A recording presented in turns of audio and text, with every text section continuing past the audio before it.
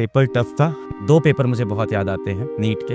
जब से मैं पढ़ा रहा हूँ तब से मुझे नीट के 2 पेपर बहुत याद आते हैं। 2016 ये जो पेपर आया है ना फिजिक्स का, ये बहुत ही अलग था।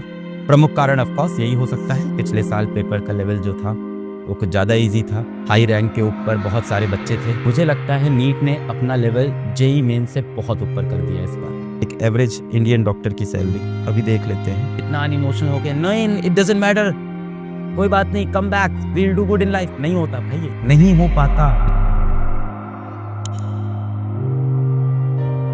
पेपर खत्म हुआ था, शाम को मुझे निकलना था एयरपोर्ट और मेरी फ्लाइट थी बैंगलोर की। और फिर मैं आप लोग के कमेंट्स देखे, खोला, देखा भाई क्या चल रहा है, बच्चों का पेपर कैसा हुआ, सबसे बात की तो फिर पता चला कि भाई इस बार तो कुछ बहुत ही अलग हो गया, बहुत ही डिफिकल्ट हो गया। मैं बस निकलने ही वाला था बैंगलोर, फिर मुझे लगा यार आज नहीं जा सकते, आज तो बात करनी पड़ेगी, खड़ा होना पड़ेगा। और मुझे भी नहीं पता क्या बात करेंगे, मेरे पास कोई आंसर नहीं है। बस मुझे लगता है मेरी नैतिक जिम्मेदारी है अभी यहाँ आके खड़े होना। मुझे लगता है यहाँ आके खड़े होना मेरी यहाँ पे एक रिस्पॉन्सिबिलिटी है। पेपर टफ था। 2 पेपर मुझे बहुत याद आते हैं नीट के। जब से मैं पढ़ा रहा हूँ तब से मुझे नीट के 2 पेपर बहुत याद आते हैं। 2016 और नीट के ये 2 इंसिडेंट मुझको हमेशा याद आते हैं। जिस वक्त हम लोग ने सब ने कहा था कि हाँ, जो फिजिक्स का खास करके पेपर था वो टफ आया था। दोनों बार मुझे ये चीज़ लगी, चाहे 2016 की बात हो चाहे 2021 की बात हो, दोनों बार ये फील हुआ था कि फिजिक्स का पेपर टफ हो। पर अभी जो हुआ है इस बार 2025, मुझे लगता है वो 2016 और 2021 सबको बीट कर दिया इस बार डिफिकल्टी लेवल में। फिजिक्स के पेपर की बात करें तो ये जो पेपर आया है ना फिजिक्स का, ये बहुत ही अलग था। प्रेडिक्टेबल नहीं है ऐसा पेपर, ये PYQs के बेस्ड पे नहीं है। पर ऐसा नहीं है कि एनटीए ने ऐसे पेपर या नीट में ऐसे पेपर नहीं आए हैं। 2016 में आया है, 2021 में आया है और 2025 में शायद और लेवल बढ़ा दिया। प्रमुख कारण ऑफ कोर्स यही हो सकता है, पिछले साल पेपर का लेवल जो था वो कुछ ज़्यादा इजी था। हाई रैंक के ऊपर बहुत सारे बच्चे थे, जो एक ही रैंक के ऊपर बहुत सारे बच्चे हो गए थे। पिछले साल आपने देखा था कि 715, 715, 715, 710, 710, 705 ये एक नॉर्मल स्कोर हो गया था। 690 एक पीछे का स्कोर होने लग गया था। 650 पे तो गवर्नमेंट मेडिकल कॉलेज नहीं मिल रहे थे पिछले साल। हो सकता हो इसी चीज़ को बेहतर करने के लिए या इस चीज़ को सही करने के लिए पेपर का लेवल बढ़ा दिया गया हो इस साल। फिजिक्स की मैं बात करूँ, फिजिक्स का मैं टीचर भी हूँ। मैंने PDF खोला, मेरे पास PDF आया था और मैंने पहले क्वेश्चन से पढ़ना शुरू किया हुआ। डायरेक्ट क्वेश्चंस नहीं है, बिल्कुल भी डायरेक्ट नहीं है। एक क्वेश्चन के अंदर मल्टीपल कॉन्सेप्ट्स डाले गए हैं। कोई भी क्वेश्चन ऐसा नहीं है कि आपने किताब में या PYQ में कहीं देखा होगा और आप सीधा मार दोगे। हर क्वेश्चन में आपको दिमाग लगाना है, सोचनी है चीज़ें। मतलब मुझे लगता है कि ये जो पेपर नीट का इस बार बनाया है, ऐसा मुझे फील होता है। बाकी टीचरों को क्या फील होता है मैं नहीं जानता। मुझे लगता है नीट ने अपना लेवल जेईई मेन से बहुत ऊपर कर दिया इस बार। जेईई मेन से बहुत ऊपर। सही गलत की बात नहीं कर रहा हूँ, पर यह है सच। जेईई मेन से भी टफ था और अच्छा खासा टफ था। It is much much much bigger than, बहुत डिफरेंस, बहुत बड़ा कर दिया as compare to JEE main. मतलब जेईई मेन का भी जो लेवल होता है ना, वो इस बार के नीट 2025 के फिजिक्स के सामने, स्पेशली नीट 2025 के सामने ये लेवल बहुत ज़्यादा था। जेईई मेन्स को बहुत गुना बीट कर दिया इसने। इसके बहुत सारे रिपरकशंस होंगे, बहुत सारे रिपरकशंस होंगे इसके।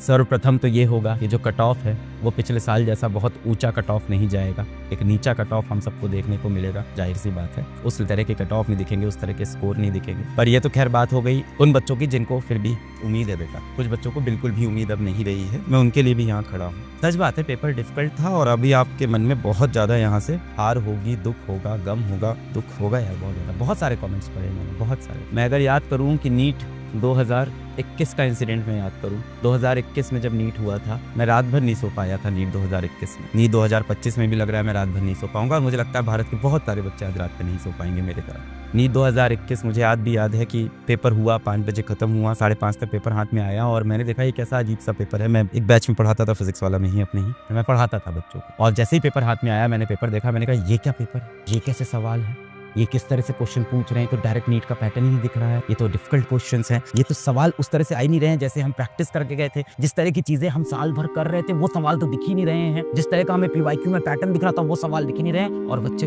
बहुत रो रहे थे। मतलब ऐसे वीडियोस मुझे बच्चे भेज रहे थे उस टाइम पे, बना के अपने। उस टाइम पे टेलीग्राम बड़ा ओपन रहता था फिजिक्स वाला का, 2021 बहुत शुरू की बात है। तो टेलीग्राम पे बच्चे रोते हुए वीडियो भेज रहे थे और मैं कुछ नहीं कर सकता ना उस चीज़ का कि सर वहाँ पे बहुत खराब हुआ, हमारा फिजिक्स का एकदम खराब हुआ। मुझे कुछ नहीं समझ में आ रहा था। मैं खड़ा हुआ, कुछ बातचीत की, पर आज मुझे लगता है वैसा ही एक दिन है, इसलिए आज मैं फिर से यहाँ पे खड़ा हुआ। आज भी बहुत सारे बच्चे मुझे ऐसे दिख रहे हैं कि मैं 15 क्वेश्चन छोड़ के आ गया, मैं 16 क्वेश्चन छोड़ के आ गया, सर मेरा ये रह गया, वो रह गया। पेपर तो चला गया सर। बहुत सारे बच्चों का आज यही रिएक्शन था। मुझे लगता है नीट 2016 की बात करूं, नीट 2021 की बात करूं, पर इन सब से बढ़कर आज मुझे लगता है नीट 2025 ने जो किया है डिफिकल्टी लेवल में, वो एक नया बैरियर सेट कर दिया। What to do sir, what to do now. अब क्या करें यहाँ से। देखो यार, एक बच्चा लिख रहा है आई क्विट। अभी मैं क्या बोलूँ, ये बोलूँ हार नहीं मारना है, हमें लड़ना है, हम हार नहीं मानेंगे बेटा, हम लड़ेंगे, हम जीतेंगे। अभी ये बोलने की मेरे अंदर भी हिम्मत नहीं हो रही है पेपर देख के। सच सच बोल रहा हूँ, मैं झूठ क्या बोलूँ, मतलब मैं झूठा क्यों मोटिवेट करूँ। नहीं हम लड़ेंगे, हम जीत लेंगे, हम फिर से मेहनत करेंगे, मेरे अंदर से भी नहीं आ रहा। बट अगर आप आई क्विट लिखोगे बेटा तो मैं उसका सपोर्ट कभी नहीं कर सकता। I never quit. मैं हारा बहुत, जीवन में बहुत हारा, मैंने हार नहीं मानी बेटा। Never quit, I never quit. तो सर फिर से नीट की तैयारी स्टार्ट करें, हम नीट ही करें। क्यों, जरूरत है क्या, जरूरी है क्या कि नीट ही करें जीवन में। मैं ये नहीं कह रहा बेटा आप ही करो। क्या दुनिया में सारे सक्सेसफुल लोग वही हैं जो डॉक्टर हैं? बिल्कुल भी नहीं बेटा। एवरेज सैलरी क्या है इंडिया में डॉक्टर्स की, अभी पता चल जाएगा। मेरे ख्याल से मुझे लगता है कुछ 12 लाख होगी एक एवरेज इंडियन डॉक्टर की सैलरी। अभी देख लेते हैं average salary of doctors in India. The average salary, Google ji बता रहे हैं, तो ये गूगल बता रहे हैं कि जो एवरेज सैलरी है वो है 9 लाख से लेके 18 लाख के आसपास। 9 लाख टू 18 लाख ईयर में बेटा, साल भर। मतलब आप महीने की पकड़ लो तो आप कितनी आ जाएगी महीने की, आप पकड़ लो इन हैंड जो आता है कट कटा के, तो महीने की 70,000 से लेके पकड़ लो आप 1,30,000 पकड़ लो, इससे ज़्यादा तो नहीं आएगा इन हैंड जो हाथ में आता है। इतनी सैलरी बेटा पर मंथ आती है।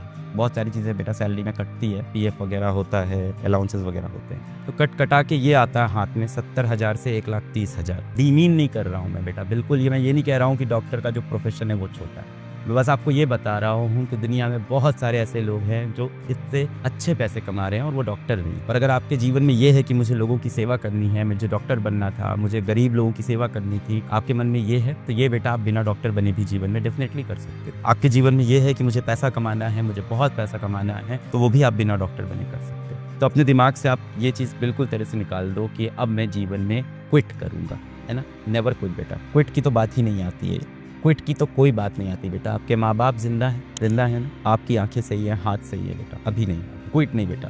इस चीज़ के लिए हम क्विट नहीं कर सकते। बड़ी है, मैं मान रहा हूँ, बड़ी इसलिए नहीं है क्योंकि ये पोस्ट बड़ी है, बड़ी इसलिए नहीं है क्योंकि एग्ज़ाम बड़ा है, नहीं, बड़ी इसलिए है क्योंकि हमने इसके लिए बहुत मेहनत की। आप ये सब लिख रहे हो ना, तो मैं एकदम अगेंस्ट नहीं हो जाऊँगा कि कैसी बात कर रहे हो, ये हो, नहीं, कुछ नहीं यार। आएगा ना मन में, किसी चीज़ को दिल से आप चाहोगे, बहुत दिल से चाहोगे, और अपना 2 साल उस चीज़ के ऊपर लगा दिया, 3 साल लगा दिया, 4 साल लगा दिया। बहुत से बच्चे सेकेंड ड्रॉप, थर्ड ड्रॉप में बैठे हैं। थर्ड ड्रॉप का मतलब आप समझते हैं बेटा? थर्ड ड्रॉप का मतलब हो गया जीवन के 5 साल लगा दिए उन्होंने, 5 साल जीवन के एक एग्जाम के ऊपर लगाए।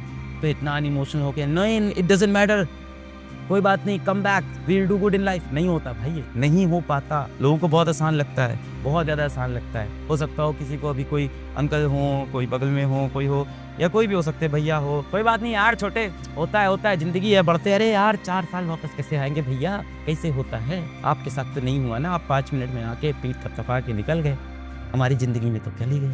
So don't communicate with such people, need नहीं। जो आपकी प्रॉब्लम की डेप्थ नहीं समझे, उस इंसान से अभी बात मत करिए। आप डेप्थ में समझ रहा हूँ ना, मैं डेप्थ में बात कर रहा हूँ आपको। मैं नहीं कह रहा हूँ उठ बेटा उठ, कोई बात नहीं, चल जिंदगी में लड़ेंगे, कुछ बड़ा करेंगे। आज वो दिन नहीं, आज मुझे पता है lot of you must be crying, let us accept it. आप में से बहुत बच्चे अभी रो रहे होंगे एक्चुअली, और रोने में कोई गलत बात नहीं।